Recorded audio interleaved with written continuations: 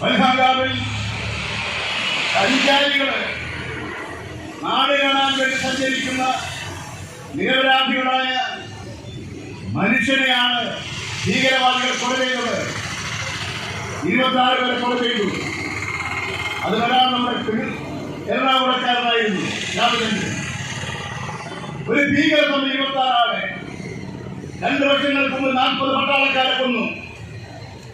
ഭീകരവാദികളുടെ bomb സ്ഫോടനത്തിൽ ഇങ്ങനെ ഭീകരന്മാരുടെ ആക്രമണ കേന്ദ്രമായി എത്ര കാലമായി കാശ്മീർ രാഷ്ട്രീയ പരിഹാരം കാണാൻ കേന്ദ്ര ഗവൺമെന്റ് കഴിഞ്ഞിട്ടുണ്ടോ? ഇപ്പോൾ കേന്ദ്രം ഭരണം കൈയടക്കി.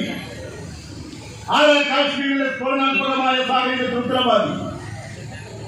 ആ സ്ഫോടനത്തിൽ മലയാളി അദ്ദേഹത്തിന്റെ മകളും മകളുടെ കുട്ടികളുമായി ഭാര്യയുമായിട്ട് കാശ്മീർ കാണാൻ പുറപ്പെട്ടതാണ്. ഭാര്യയ്ക്ക് സുഖമില്ലാത്തത് കൊണ്ട് അവർ ഹോട്ടലിൽ തങ്ങി. ബാക്കിയുള്ളവരാണ് പോയത്. അവരെയാണ് ഭീകരന്മാര് ആക്രമിച്ചത്. രാമചന്ദ്രനെ വെടിവെച്ചു വന്നത്.